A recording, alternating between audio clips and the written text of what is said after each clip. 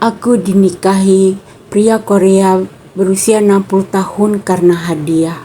Tapi aku baru tahu rahasia gelapnya setelah terlambat. Namaku Ayu, seorang wanita berusia 28 tahun dari Bandung. Aku bekerja sebagai pramugari di sebuah maskapai internasional. Dalam pekerjaanku, aku sering bertemu dengan berbagai penumpang dari berbagai negara. Namun, pertemuan dengan seorang pria Korea berusia 60 tahun bernama Mr. Kim mengubah hidupku selamanya. Ini kisahku. Saat itu, aku sedang melayani penerbangan dari Jakarta ke Seoul. Mr. Kim duduk di kelas bisnis dan tampak ramah. Ia memuji pelayananku dan memberikan tips sebesar $100. Awalnya, aku menolak. Namun ia bersikeras. Sejak saat itu, setiap kali ia terbang dengan maskapai kami, ia selalu mencari penerbangan yang aku layani. Mr. Kim mulai memberikan berbagai hadiah, parfum mahal, tas desainer, dan bahkan perhiasan. Ia juga sering mengirimkan bunga ke rumahku di Bandung. Meskipun usianya jauh di atasku, aku merasa dihargai dan diperhatikan. Ia sering mengatakan bahwa aku mengingatkannya pada istrinya yang telah meninggal. Suatu hari, setelah beberapa bulan berkomunikasi, Mr. Kim mengajakku makan malam di restoran mewah di Seoul. Di sana, dia melamarku. Aku terkejut dan bingung. Usia kami terpaut 32 tahun dan aku belum pernah membayangkan menikah dengan pria seusia ayahku. Namun, ia meyakinkanku dengan mengatakan bahwa ia ingin membahagiakanku dan memberikan kehidupan yang nyaman. Aku kembali ke Indonesia dan merenungkan lamaran tersebut. Keluargaku awalnya menentang, namun setelah melihat keseriusan dan niat baik Mr. Kim, mereka mulai menerima. Aku juga mempertimbangkan masa depanku dan stabilitas yang bisa ia berikan. Akhirnya, aku menerima lamarannya. Kami menikah di Seoul dengan upacara sederhana yang dihadiri keluarga dan teman dekat. Mr. Kim memperlakukan aku dengan sangat baik.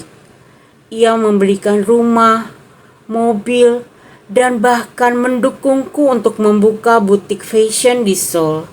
Meskipun ada perbedaan budaya dan usia, kami saling menghormati dan belajar satu sama lain. Tentu saja, pernikahan kami tidak selalu mulus. Perbedaan usia membuat kami memiliki pandangan yang berbeda dalam berbagai hal. Namun, komunikasi yang baik dan saling pengertian membantu kami mengatasi perbedaan tersebut. Aku juga belajar bahasa Korea dan memahami budaya setempat untuk menyesuaikan diri. Dan sepertinya saat itulah aku mulai melihat sisi gelapnya, yaitu adanya ruang terkunci di lantai atas. Sudah 3 bulan ini aku tinggal di rumah mewahnya di Busan, Korea. Setiap pagi, aku bangun dengan wangi teh ginseng dan setumpuk hadiah baru. Tas Chanel, jam tangan Swiss, bahkan seperti sertifikat kepemilikan apartemen atas namaku sendiri. Mr. Kim selalu tersenyum, tenang, dan terlalu sempurna.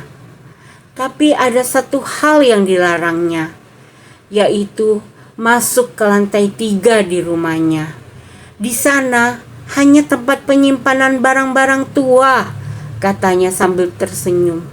Namun mata tuanya tampak sedikit gelap. Rasa penasaranku memuncak malam itu.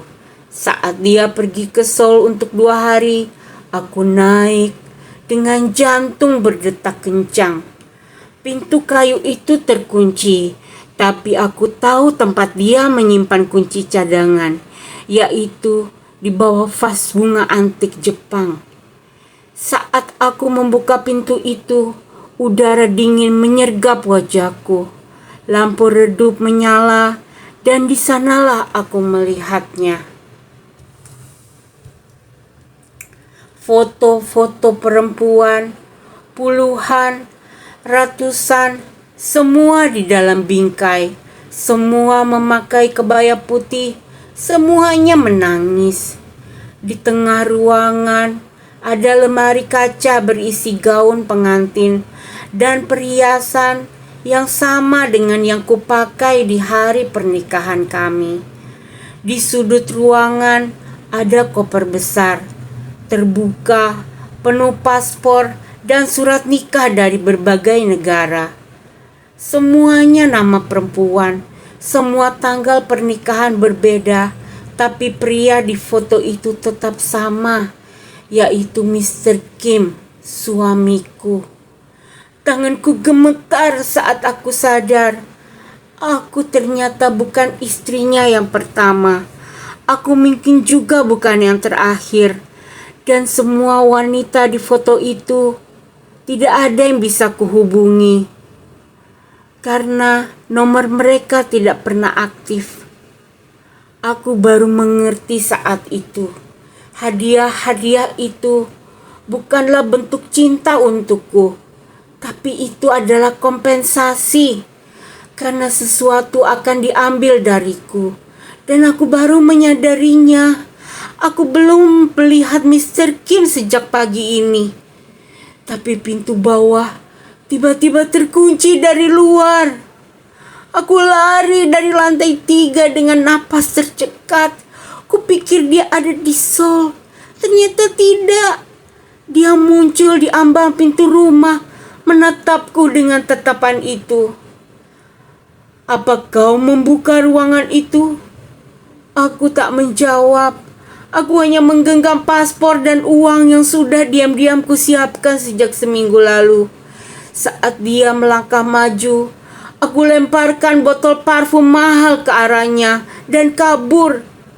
Aku dobrak pintu bawah dengan badanku dan keluar rumah sambil berlari sekencang-kencangnya. Dan dia terlalu cepat untuk mengejarku karena usianya sudah 60 tahun. Taksi yang sudah aku pesan menungguku di ujung jalan. Dalam diam, aku meninggalkan semua hadiah, semua kemewahan, dan pria itu, Mr. Kim. 6 bulan kemudian, aku tinggal di Bali. Saat ini, aku bekerja sebagai pemandu tur. Tak ada lagi kebaya putih. Tak ada lagi lelaki misterius, hanya cahaya matahari dan ketenangan. Lalu datanglah dia, Hyun Woo, pria Korea seumuranku yang ikut dalam turku. Bukan miliarder, bukan misterius, tapi dia membuatku untuk tertawa lagi. Aku gak punya hadiah mewah, katanya sambil menyodorkan bunga Kamboja dari belakang telinganya. Tapi aku bisa ajak kamu naik motor tiap sore. Aku tersenyum. Untuk pertama kalinya, bukan karena hadiah, bukan karena rencana, tapi karena aku bahagia.